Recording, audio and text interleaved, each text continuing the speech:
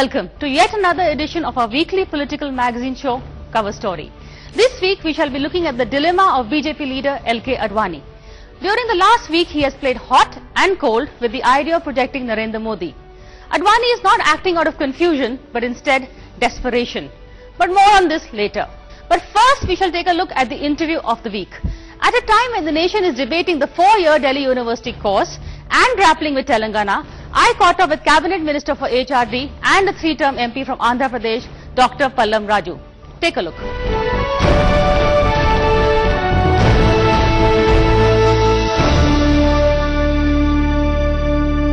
Hello and welcome to the Cover Story interview with Dr. Pallam Raju. 6 months ago, Dr. Pallam Raju overshot a lot of his senior colleagues when he was upgraded to cabinet rank and given the prestigious HRD ministry. Prestigious because this ministry directly deals with the needs of the youth. And with 54% of India below 35 years, this is a crucial vote bank for any party.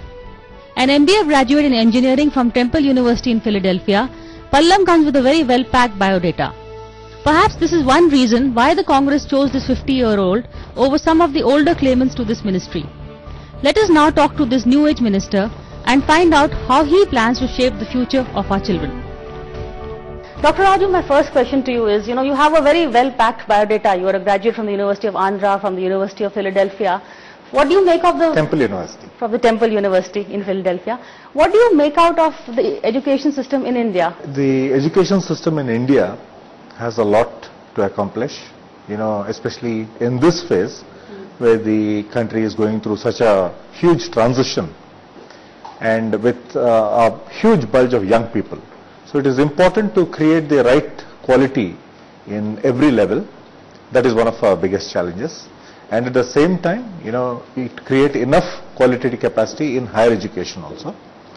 Parallelly for this young population, I think the other big challenge is to be able to create avenues for vocational skilling.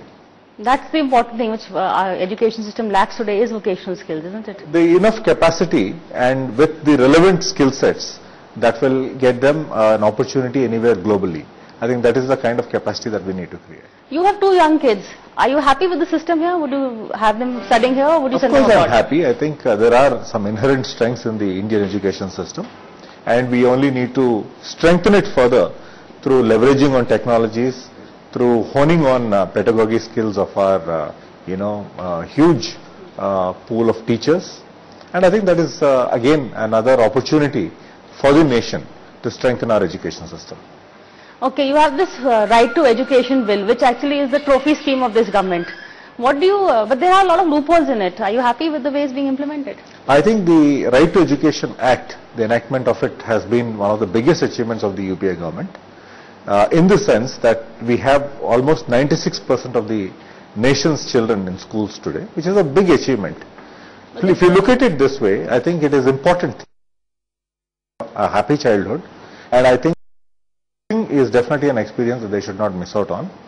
And we feel that our objective of getting most of the kids into school has been achieved.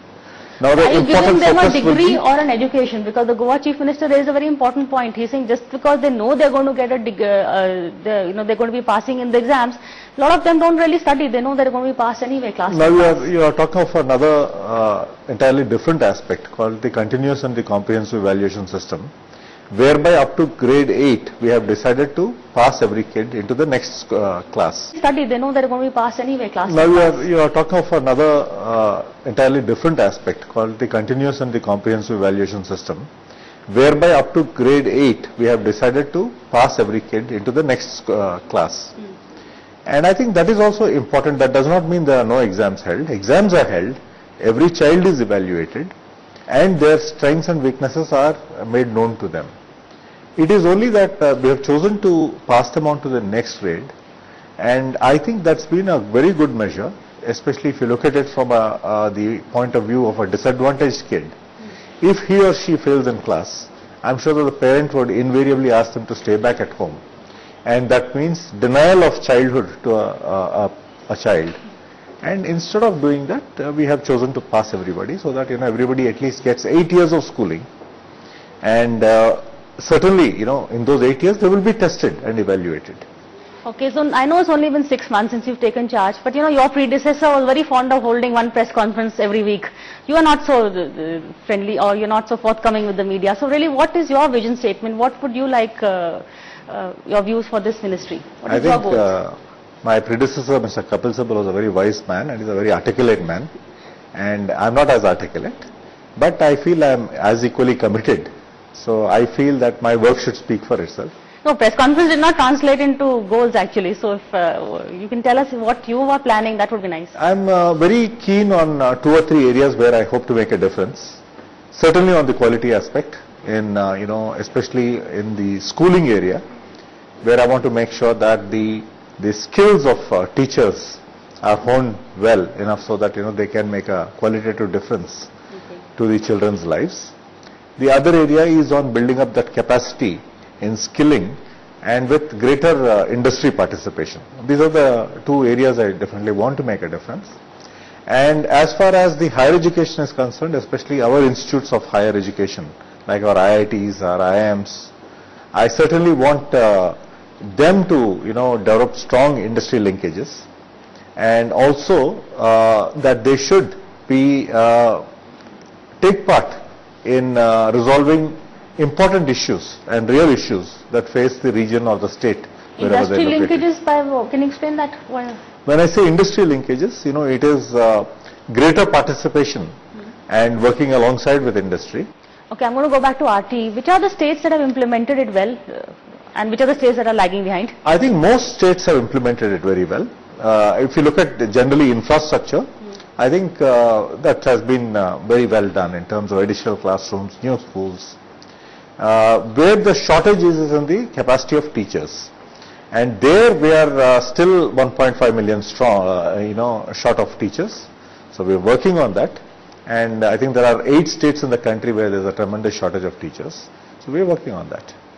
Okay. The other controversy that hit you, I think, is in recent times, is this 4-year course that is planned by the Delhi University. A lot of MPs have protested against it. Why are you not doing anything about it? You are taking the middle of the path approach. Why do you think I'm not doing anything about it? I haven't seen you do anything about it. You haven't told us. I have spoken to all the people who are unhappy with the way it has been implemented. But, in the ministry, we have taken, reviewed the whole aspect with great concern. We were convinced with what the Vice Chancellor has told us in terms of the procedures they have followed, in terms of consulting with the Academic Council and the Executive Council. And I think there's been some homework that has gone into it, and it is not something that has been invented overnight. A lot of work has gone into it, and of course there are bound to be apprehensions whenever there is going to be a change. So we are monitoring it closely. We are hoping that it will be successful, because it's an initiative taken by a university for the first time, and we certainly hope that the initiative would succeed. And why fix something that's not broken? The 12 plus 3-year course has been serving us very well. See, what we have been told is that there are courses that will improve the communications ability, soft skills, then real exposure, and the curriculum has been built in such a way as to improve your getting a job, employability chances. So I think thought has gone into it. It's not a one-man show. It is by the Academic Council, which has a number of people in it. But what we wanted to convince ourselves is that procedures have been followed, and certainly procedures have been followed. But yet there are bound to be apprehensions. Very prominent people have written against it. And so we are looking into it very closely. And the UGC and the ministry are involved in how it is shaping up. We definitely don't want to play with the future of children, but at the same time, I feel we have to be innovative in the way we let universities, utilize their autonomy. And I think Delhi University has taken the first step, and we should look at it objectively and hope for the best. What are your views, to do away with the old conventional system, that whole, are you in favor of the whole, this emphasis on mugging? This is all that we've grown up on. See, I think people say that, rote learning, we should move away from rote learning. And I think rote learning also has had its strengths in the way, if you look at the older generation, the way they remember their tables. So I don't think we should not discount it. But I think education is a subject where one has to be open-minded. while not giving up our traditional ways, we have to look at how we can learn subjects afresh in a more innovative manner. That's why we want to leverage on technologies. We want children to be able to apply their mind of the subjects that they have been taught.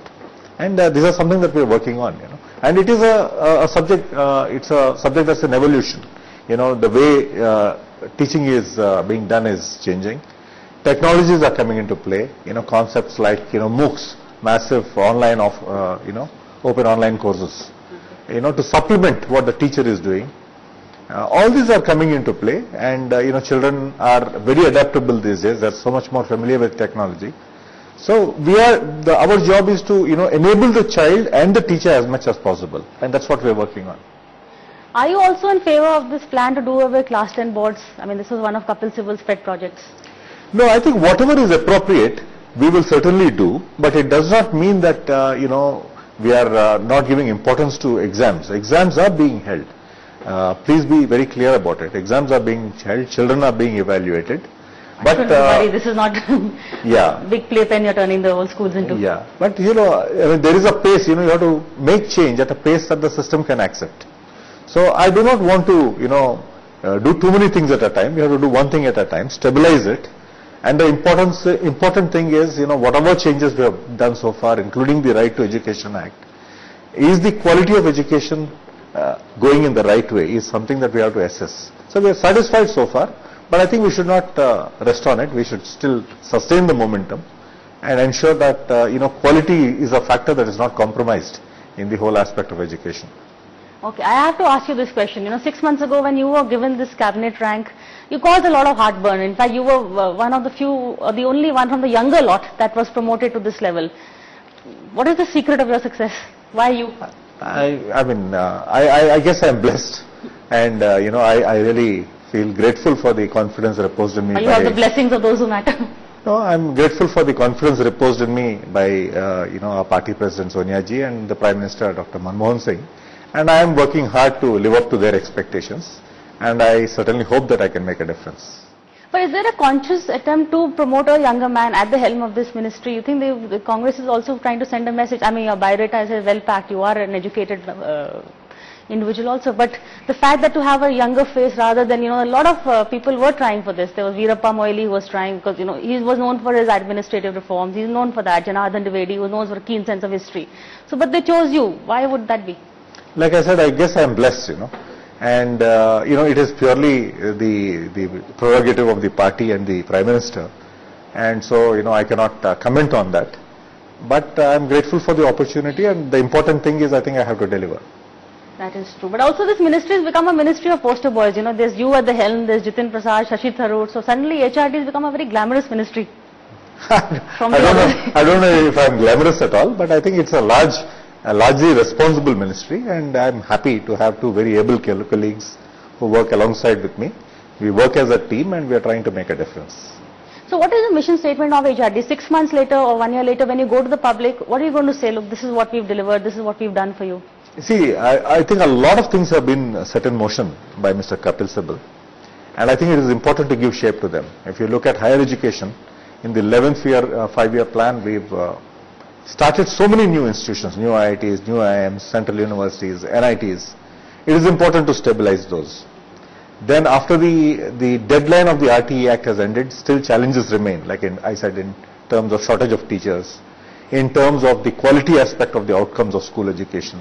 So these are things that need to be stabilized instead of jumping from one thing to the other. And that, as far as legislation is concerned, we haven't had any luck because the parliament has not been running. But how do we achieve the objective of quality if we are not following the legislative route? What measures can we take from the existing strengths of the UGC Act? So those are some of the things that we are exploring, because the end result is to bring in the quality factor, to make education much more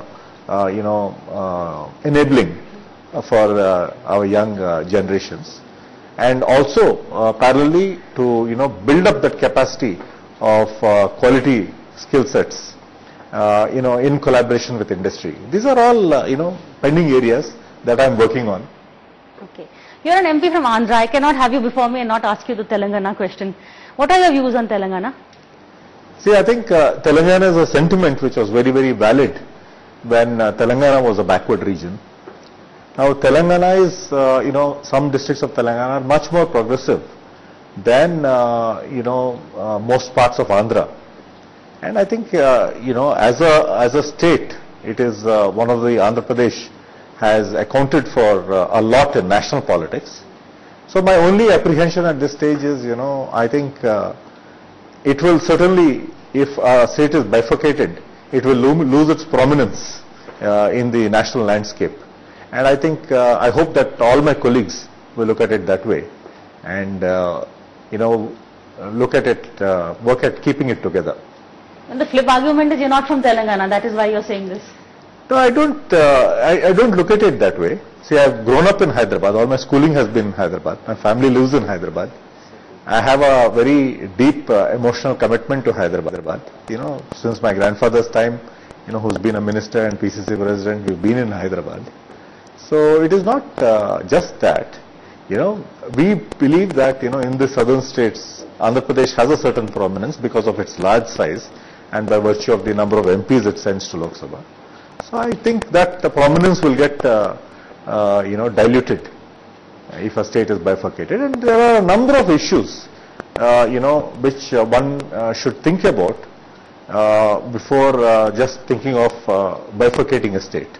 And these are serious issues, which I think the Sri Krishna Commission had pointed out in its report. But has the Congress mucked up by dithering here, by not taking a stand? Have you lost a lot of mileage? No, I think, we do respect the sentiment as a Congress party, but, like any responsible national party, I think the Congress has to look at the pros and cons. And I guess there are a number of cons, as again highlighted by the Sri Krishna Commission report, which I think any responsible government will look at. And probably that is the reason why, there is, they're taking time to make a call on it. Andhra has sent, as you yourself said, bulk of MPs from Andhra and bulk of Congress MPs have come from Andhra. UPA 1 and UPA 2, I think, is supported by the Andhra contingent. But what's going to happen in the next election? Because after Jagan Reddy's rebellion, isn't the party weakened? No, of course, these are two issues that have definitely diluted, our strength in Andhra. But if you look at the way the implementation and the governance is going on, I think we are in tune with the larger objectives of the national party and the government. And irrespective of who the chief minister has been, whether it's been Dr. Rajshekar Reddy or whether it's been Mr. Rosaya or Mr. Kiran Kumar Reddy, we have been consistent in the way we've been, implementing the welfare schemes and also concentrating on the potential of the state. So I think from that point of view, there's been no erosion. But I think these two issues have definitely caused a dent. But we are working on it, and the chief minister is working hard. And I'm sure with our collective efforts, we should be able to retain most of the strength. You're confident the dent is not going to be a big one? That's why we have time to work on it. We are working on it. And what we were a year ago to now, there's been a substantial jump. And we've done very well in the cooperative elections. And I'm sure in the future elections also we will do well. But tell me something, the Congress party is a party that believes in dynasty. Rahul Gandhi is going to be inheriting his mother's role sooner or later. So why not give Jagan Reddy his father's chair? See, now too much of water has gone under the bridge, and I think he was given, other opportunities, but for whatever reasons, he chose to go away from the Congress party. We are not happy about it, and I hope that, all this has not happened. But, one has to respect a national party is a national party, and no individual is above a party. Okay, talking about you now, let's shift the focus back to you. You're also a dynast. Were you always planning to join politics because you've studied professional courses? I don't think whether politics was in your game plan. No, I wasn't. There was no hint or there was no encouragement from the family to get into politics. Politics because you've studied professional courses. I don't think whether politics was in your game plan. No, I wasn't. There was no hint or there was no encouragement from the family to get into politics. We were encouraged to become professionals.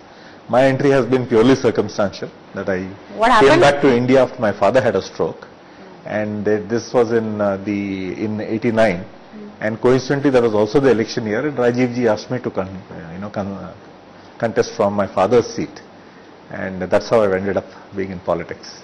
Do you regret it? Any regrets? No regrets. I think there have been a lot of ups and downs, and I've done my vanvas in politics also. But the upside is that, you are in a position to make a big change in a lot of lives. And I think you should look at it as a blessing and an opportunity and work hard at fulfilling that. Your one was what during Narasimha Rao's time, because you made a very big comeback now with Rahul Gandhi's Congress. I think I've been blessed by Sonia ji and Rahul ji, and I hope to live up to their expectations. So you worked with Rajiv and Rahul. Can you compare the two work styles? Or, a lot of people say, does he have more of his uncle or more of his father? Who's Rahul like? He says, I'm like my grandmother. I can only, I've seen Rajiv ji, I've seen Sonia ji and Rahul ji. The only common thread I can talk about each of them is that they have their heart in the right place. And I think that's what inspires us. But you think Rahul recently said that I am not soft like my mother, I am hard like my grandmother. Do you agree with that? No, I think, there is a great degree of commitment in each of them. And I think that is the core of the matter. And I think that commitment to the country and the progress of the country is what, inspires the followers like us. And we see that in them. And I'm sure that under their leadership, we will be able to give good governance. And is Rahul going to be a Prime Ministerial candidate?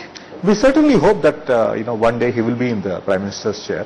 But in the next year, elections, 2014? That is up to the party to decide. And I think the combined leadership of Sonia ji, the Prime Minister, and Rahul ji, who've been our poster boys in the last elections, I'm sure will hold us good even in this coming election. You interact a lot with the youth, because of your portfolio and other reasons. Is you go to colleges, you meet students, you just went abroad and you got an honorary degree from your old university. What is the feedback on India, especially what do the young feel, the young in India and young outside? What is the feedback? See, I think, there's such a exposed and a versatile lot today. They have exposure through, the media, they have exposure through technologies. And it's a very adaptive generation. So I think it's a question of how quickly we can enable them. And this is what everybody outside also sees. They say that this is a generation, there's a population with potential. So now it's in our hands how quickly we enable them. And that's what we all have to do jointly. So what do you do on your time off? Are you fond of reading? Are you a cricket fan? Today everybody seems to be into cricket. You have a view? I exercise, I like to travel. And I'm into photography. Oh, that's very interesting. We should take a look at some. Is it nature photography or is it? General pictures. General pictures. Okay. Thank you so much for talking to NewsX. Thank you. LK Advani has taken on Narendra Modi in an engaging turf war. The promotion of Modi as the campaign committee chief has Advani's grudging approval. But is it just conflicting prime ministerial ambitions that have made him take on his former protege?